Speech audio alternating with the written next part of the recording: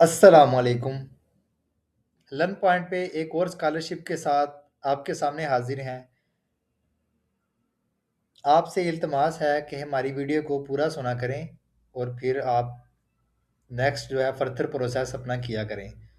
जो हमारे चैनल पे नए हैं, हमारे चैनल को सब्सक्राइब कीजिए, वीडियो को लाइक कीजिए और अपने दोस्तों के साथ शेयर कीजिए। डिस्क्रिप्शन में हमारा व्हाट्सएप नंबर ऐड है। अगर आप कंप्लीट प्रोसेस हमारे थ्रू करवाना चाहते हैं, तो आप इस नंबर पे कॉन्टैक्ट करके हमसे भी करवा सकते हैं। जी हाँ, ये स्कॉलरशिप है, बहुत ही मशहूर स्कॉलरशिप अल बुखारी इंटरनेशनल यूनिवर्सिटी में इन मलेशिया में फॉर बैचलर स्टूडेंट्स।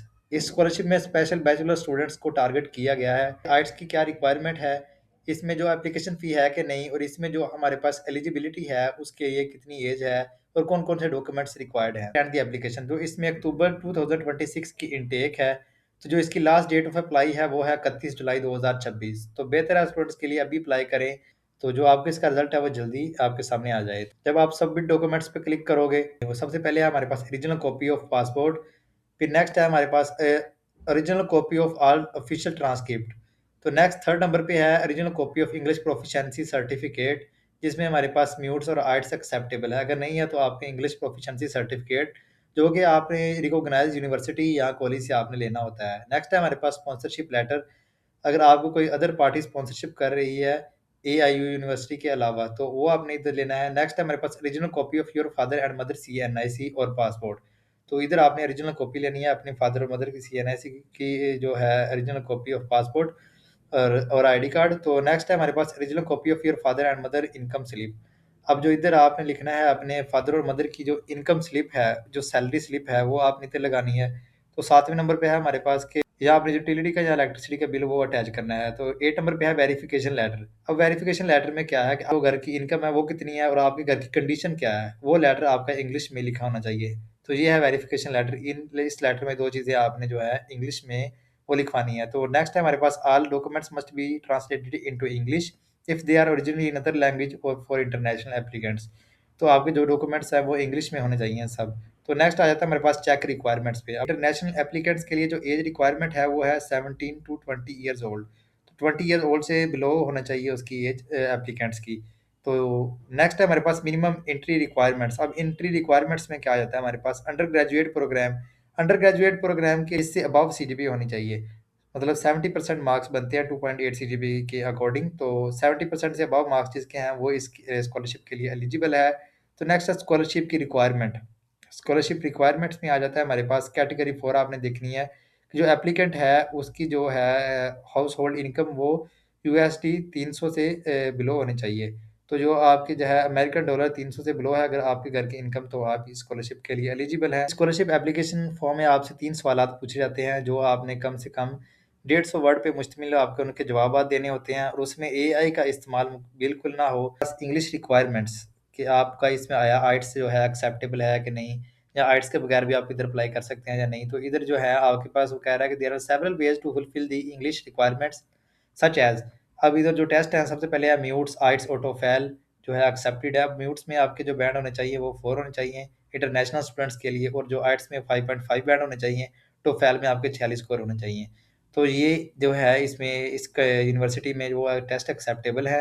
हाँ, अगर आपका कोर्स जो है वो है इंग्लिश में, तो जो आपको है वो आइट्स की या टोफेल या म्यूट की ज़रूरत बिल्कुल नहीं। Proof of income declaration form. अब फॉर एग्जांपल जिनके जो है पेरेंट्स वो हैं गवर्नमेंट टीचर हैं या गवर्नमेंट कोई जॉब करते हैं, उनका तो जो है सैलरी स्लिप निकल आएगी। और जिनके पेरेंट्स जो हैं वो है किसान है, की वेबसाइट पे ये फॉर्म आपको मिल जाएगा, proof of income declaration form. तो इसमें आपने सबसे पहले अपनी डिटेल बतानी है, पासपोर्ट नंबर, कंट्री, फिर आपने फादर डिटेल, मदर डिटेल बतानी है और नीचे आपने अपनी लायबिलिटीज़ और एसेट्स शो करने हैं।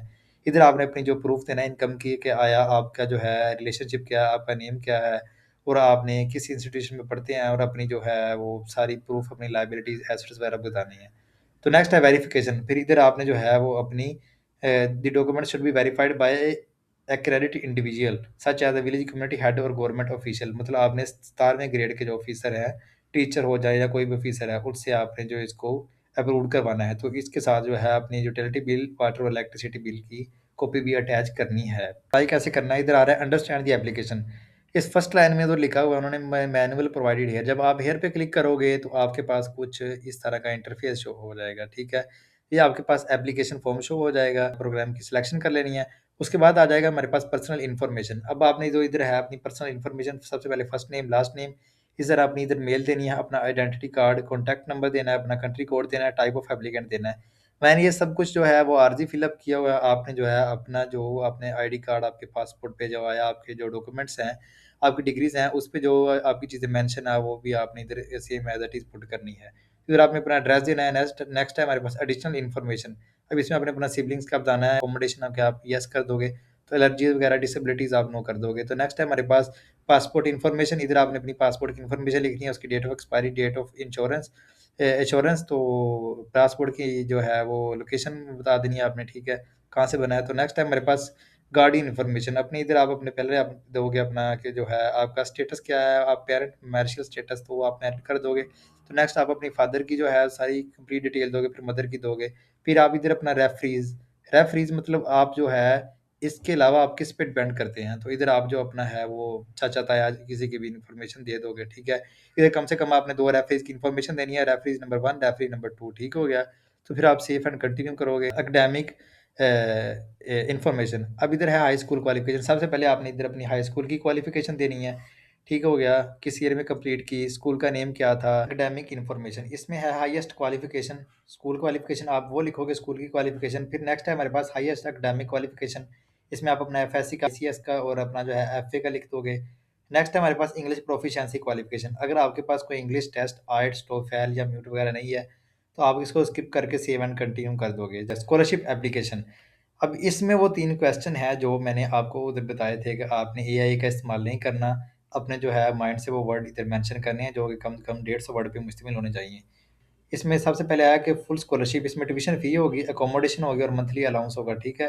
और जो पार्शियल स्कॉलरशिप होती है उसमें सिर्फ ट्यूशन फ़ी होती है, और जहाँ उसमें ट्यूशन फ़ी और अकोमोडेशन होती है, यहाँ उसमें मंथली अलाउंस, यहाँ ट्यूशन फ़ी होती है। इधर पूछे उन्होंने ये 3 question. Why should the Al Bukhari foundation sponsor you, के अल बुखारी फाउंडेशन जो है वो आपको स्पॉन्सर क्यों कर रही है, ठीक है। इधर आप 150 वर्ड के लिखोगे। तो नेक्स्ट है how will the scholarship impact your future, ठीक है, इसका भी आप जो आंसर अपने माइंड से लिखोगे। तो क्वेश्चन नंबर 3 है what makes you a suitable and good candidate, ठीक हो गया। ये 3 क्वेश्चन है, इसका आप जो है वो अपना आंसर लिखोगे। तो इसके बाद आप जब सेव एंड कंटिन्यू करोगे तो आपके पास जो आ जाएगा वो है डॉक्यूमेंट्स अपलोड। उधर आप अपने डॉक्यूमेंट्स अपलोड करोगे, जो मैंने आपको बताया, आपकी सीवी, जो आपके मदर और फादर के सीएनआईसी या उनका पासपोर्ट, ठीक है। तो अपनी सब इन्फॉर्मेशन पुट करके तो स्टेटमेंट ऑफ ट्रुथ पुट करोगे तो आपकी जो एप्लीकेशन है वो सबमिट हो जाएगी।